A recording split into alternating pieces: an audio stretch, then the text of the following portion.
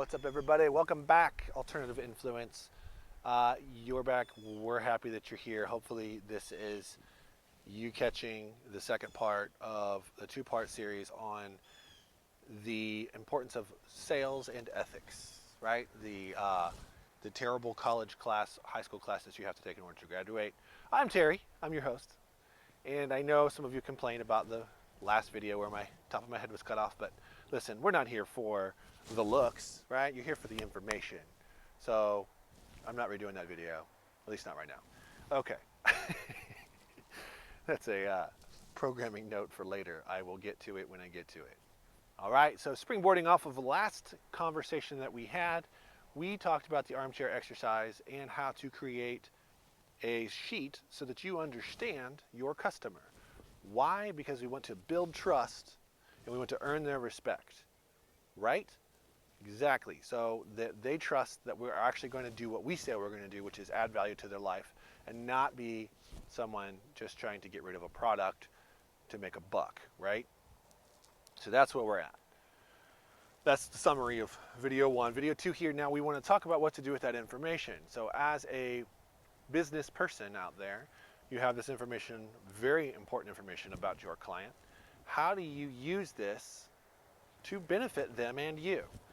We've talked about exchanging, ethical exchange here. So you want their email address or their contact information so that you could build a list. This is lead generation at its best, right? These are leads. These are people that are interested in one thing enough to give you their information. They may not buy right away, but they're there because of your information, like of the goodness that you've brought them so far, whether it be an informational report or you gave them a t-shirt and they're like, I'm in for this, right? Whatever it is, so far that you've broken the seal and they trust you enough to give you their information. Now they will later hopefully become customers, all right? If you're watching this out there and you're not into sales and marketing, you're like, that's how they do it. Well, yes, it's not that much of a secret, really. Whether it's a TV commercial and a test drive, they convince you to come take a test drive for a flat screen TV or whatever. That's a very similar trade-off, right? That's the whole idea behind a value meal. We'll throw in all this other stuff for free, right? For free. So if you're catching on to that, that's what's going on. Ethical, trust, value are the things that I want to keep pounding into your head. If you are here to make a quick buck and you want to sell people's information, because that's the type of dirty business that you're in, then you can take a hike. This isn't for you, all right? If you're out there and you really do want to do this stuff right and you want to build a high quality list, a customer base over the course of your career, then hey, you're in the right place. You don't have to go anywhere. Congratulations to you. So this information now becomes an ad. It becomes, some of it's going to teach you actually how to create a product that speaks right to your list without much sales copy at all. So in doing this, you're understanding who the people are that you're trying to help. And that right there helps in a lot of ways. Like, yeah, it's great for your list building. Yeah, it's great for trust, but it's really great for you as a business owner trying to figure out what product speaks to your client the most, like the most effectively, that changes their life and makes it a no-brainer for them. So I hope that was a huge epiphany for you. If it was, put it in the comments. That'd be awesome. I would love that. While you're at it, like and subscribe to this page. Threw it in there. Didn't even see it coming. Okay, so product creation is really important. So the armchair should have given you a lot of this information. Whereas some of the stuff that it might not, that might be confusing is, you don't really know how much this person makes. Like, you don't know where they fall into as far as income, right? What they can afford to spend on your service or product. That's a little trickier. So you can find those metrics with a little bit of market research, and you get a long way with that stuff on Google. So that can't be done here, unfortunately. That's just going to be a little bit more research on your end. Typically, if you're in health and wellness,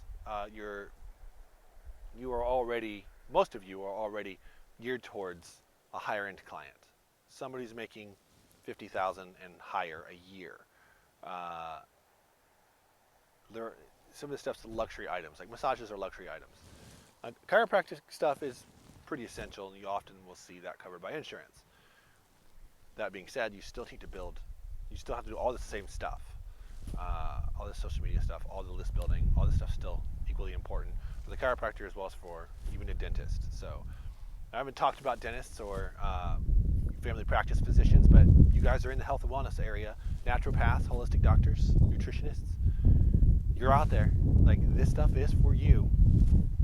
It still matters. Your brick and mortar businesses need lead generation. Tap into your local community by understanding them first and then speak to that need. It's harder for you all to compete, I know, so you're going to need a little more personalized care, which is why you don't hear me talk about you a lot, because your industry actually needs a coach to come in and actually talk to you and get to know your unique situation a little bit better. Most of you out there with the fitness related or yoga or massage, like, your stuff is a little bit, like, there's some crossover between brick and mortar and online customer base if you do it right. So I hope you've at least started one or the other, whether you're online only and you've dabbled in physical products like reports or t-shirts or supplements. Like, that's still another important revenue stream that you should be capitalizing on. So there are a lot of things out there that you need to think about your product or service adding that value. Remember that, okay? And if you're not sure if people are going to like your product, test it. Do a giveaway, but make sure your giveaway inspires traffic and builds your list, okay? So you can do this. I do this using ClickFunnels.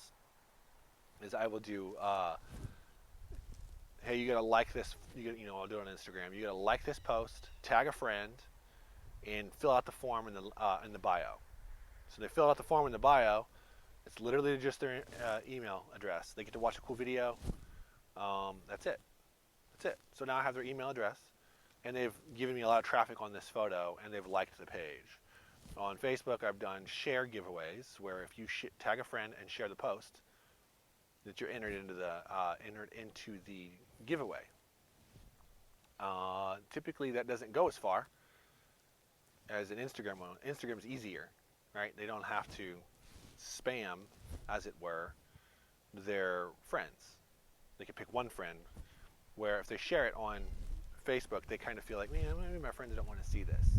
I really need to like this product in order to share it. That being said, those shares are more valuable then, because you know that those people are really into your product.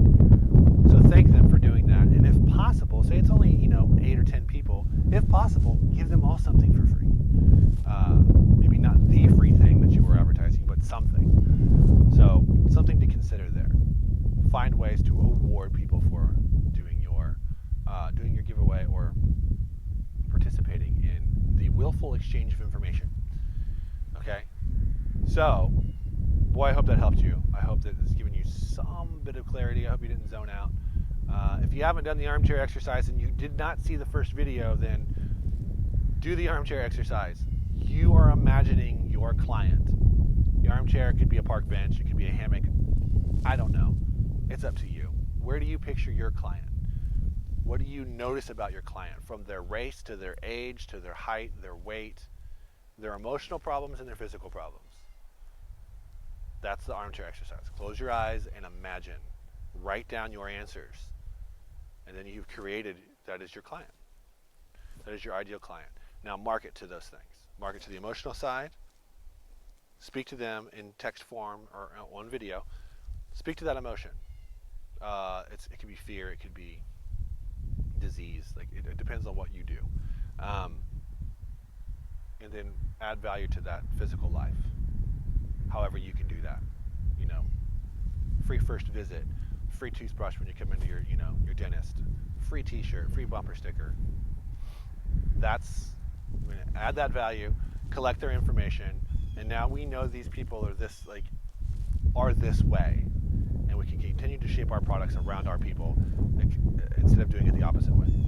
trying to pull our people to shape around our products, and unsuccessfully so.